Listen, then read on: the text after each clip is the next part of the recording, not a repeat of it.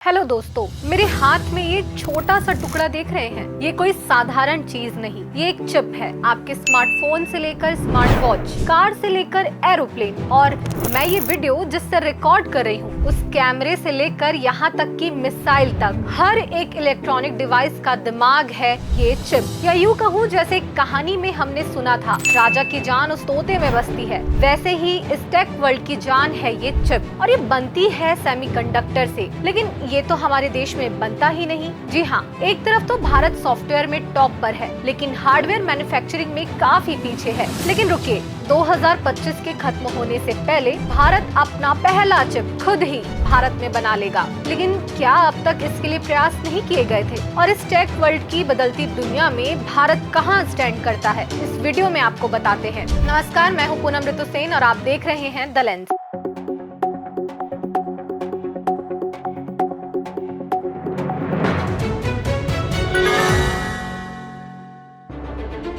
सबसे पहले समझते हैं कि सेमीकंडक्टर क्या होता है। आसान भाषा में ये एक ऐसा मटेरियल है जो कभी बिजली को पास नहीं करता तो कभी रोकता है। यानी ये ना तो पूरा कंडक्टर है जैसे तांबे की तार, और ना ही पूरा इंसुलेटर जैसे कोई प्लास्टिक। इसका सबसे बड़ा सुपरस्टार है सिलिकॉन, जो रेत में आसानी से मिल जाता है। इसके अलावा इसे बनाने में जर्मेनियम, गैलियम और आर्सेनाइड भी यूज होते हैं। इन सेमीकंडक्टर से बनती है चिप्स, जिन्हें माइक्रोचिप या इंटीग्रेटेड सर्किट या आईसी भी कहते हैं। एक छोटी सी चिप में लाखों करोड़ों ट्रांजिस्टर होते हैं। ट्रांजिस्टर वो छोटे छोटे स्विच हैं जो बिजली के सिग्नल को कंट्रोल करते हैं। ये चिप्स आपके फोन, लैपटॉप, टीवी और यहाँ तक कि सैटेलाइट और मिसाइल का दिमाग है। बिना चिप के ये सारे डिवाइस बस बेकार है, किसी प्लास्टिक या मेटल की तरह। अब भारत की बात करते हैं। दोस्तों, भारत को silicon valley of the east कहते हैं, क्योंकि हमारी सॉफ्टवेयर इंडस्ट्री जैसे इन्फोसिस, TCS, विप्रो दुनिया में लीडिंग कंपनियों में से है। लेकिन हार्डवेयर मैन्युफैक्चरिंग, खासकर सेमीकंडक्टर चिप्स में हम काफी पीछे हैं। क्यों?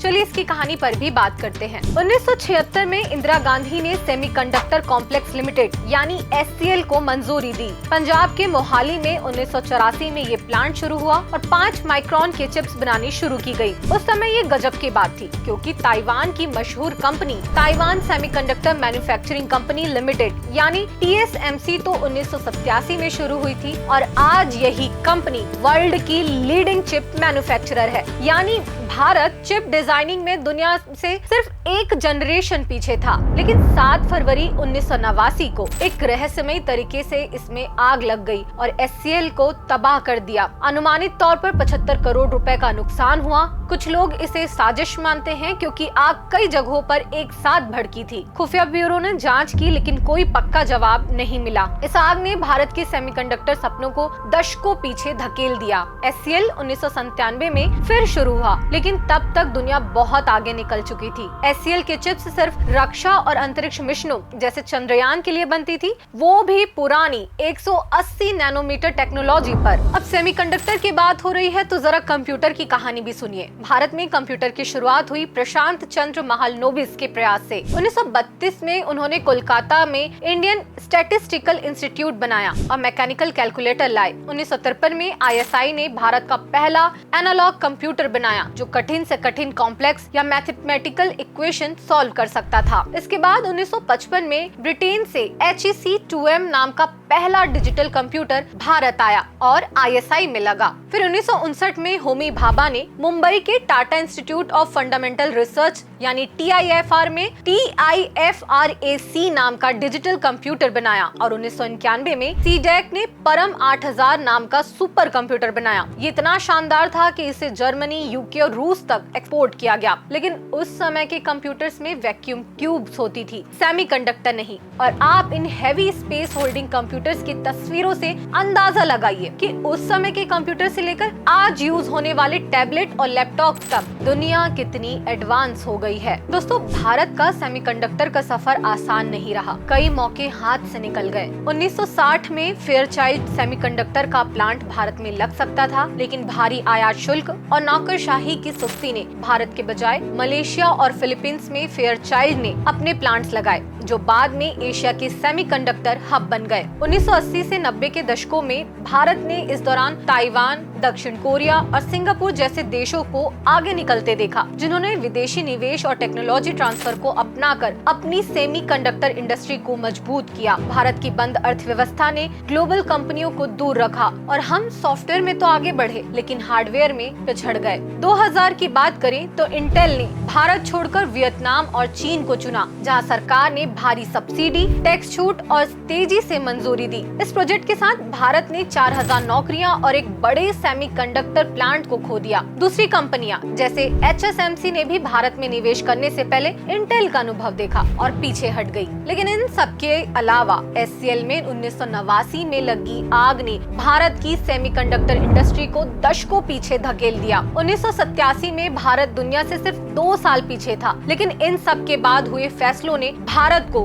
12 जनरेशन पीछे कर दिया। अब जरा ग्लोबल सीन देखते हैं। सेमीकंडक्टर मार्केट का बेताज बादशाह है ताइवान, जो दुनिया की 44% चिप्स बनाता है। इसका सुपरस्टार है TSMC यानी ताइवान सेमीकंडक्टर मैन्युफैक्चरिंग कंपनी, जो अकेले ग्लोबल मार्केट का 50% हिस्सा कवर करता है। इसके बाद आते हैं साउथ कोरिया 12%, चाइना 28%, अमेरिका 6% और जापान 2%। लेकिन ताइवान इतना आगे कैसे है? ताइवान ने 1980 के दशक में सेमीकंडक्टर इंडस्ट्री पर फोकस किया और TSMC ने दुनिया की सबसे एडवांस्ड चिप्स बनाने की कला में महारत हासिल की। ताइवान की ताकत उसकी हाई परफॉर्मेंस चिप्स में है। वो 90% एडवांस चिप्स 10 नैनोमीटर या उससे भी छोटी सप्लाई करता है, जो एप्पल, एनवीडिया, क्वालकॉम और AMD जैसे दिग्गजों के प्रोडक्ट्स को पावर देती है। TSMC की 3 नैनोमीटर और 2 नैनोमीटर टेक्नोलॉजी जैसे कि आईफोन या AI सुपर कंप्यूटर्स में यूज होने वाले चिप्स दुनिया में कोई और कंपनी इतने बड़े स्केल पर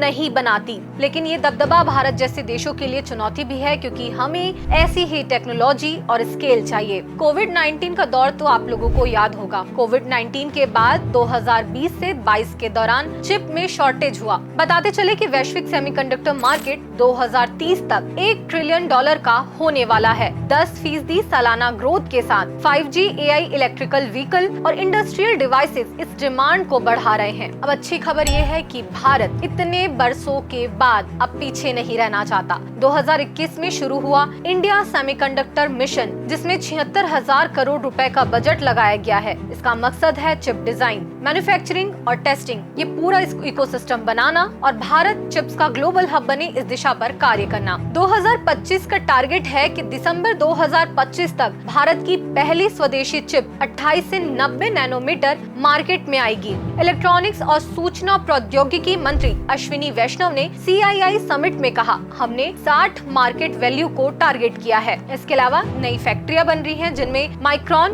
गुजरात के सानंद में यूनिट बना रही है, टाटा इलेक्ट्रॉनिक्स धोलेरा गुजरात में और मोरीगांव असम में प्लांट्स बना रही है। CG पावर भी सानंद में यूनिट लगा रही है और इन सब का कुल निवेश है 1.6 लाख करोड़ रुपए। और हाँ, भारत का सॉफ्टवेयर इतना स्ट्रॉन्ग है कि हमारे इंजीनियर्स पहले से ही ग्लोबल चिप डिजाइन में 20% कंट्रीब्यूट करते हैं। अब बस हार्डवेयर मैन्युफैक्चरिंग को उसी लेवल पर लेकर जाना है। भारत के लिए मौके गजब के हैं और ऐसा क्यों है, इस पर भी बात करते हैं। 5G मार्केट की बात करें तो भारत दुनिया का दूसरा सबसे बड़ा 5G स्मार्टफोन मार्केट है और 13% ग्लोबल शेयर के साथ। इतने सारे 5G डिवाइसेस की जरूरत का मतलब है कि भारत में चिप्स की मांग बहुत ज्यादा है। अगर हम स्वदेशी चिप्स बना सके तो न सिर्फ इंपोर्ट कम होगा, बल्कि हम ग्लोबल मार्केट में भी अपनी जगह बना सकेंगे। डिमांड की बात करें तो टेलीकॉम, IT और इंडस्ट्रियल सेक्टर 70% राजस्व दे रहे हैं। ऑटोमोटिव, इलेक्ट्रिकल व्हीकल भी बड़ा स्कोप है। इन सेक्टर्स की डिमांड का मतलब है कि भारत में चिप्स का एक विशाल घरेलू बाजार है। अगर हम अपनी चिप्स बनाएं तो $20 अरब के इंपोर्ट को कम कर सकते हैं और आत्मनिर्भर बन सकते हैं। एक्सपोर्ट की बात करें तो 2022 में जब ग्लोबल चिप शॉर्टेज था,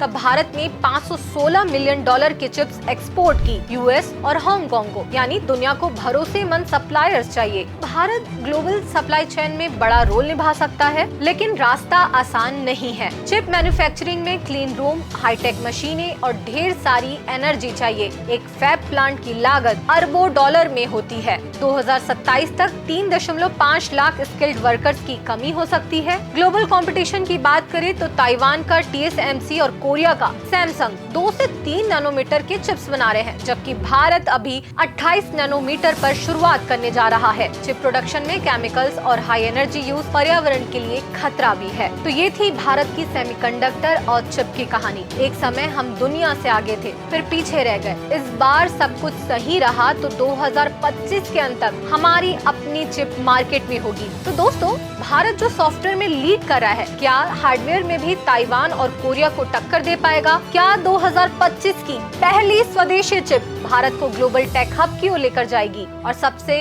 इम्पोर्टेंट सवाल, क्या आप अपने फोन में मेड इन इंडिया चिप देखना चाहेंगे? कमेंट में अपनी राय जरूर बताएं। इस स्टोरी को अपने दोस्तों के साथ शेयर करिए, लाइक करिए और ऐसे ही इंटरेस्टिंग वीडियोस के लिए द लेंस को सब्सक्राइब करना ना भूले, क्योंकि हमारी पत्रकारिता की असली ताकत आप ही हैं। फिर मिलते हैं किसी नई स्टोरी के नए विषय के साथ।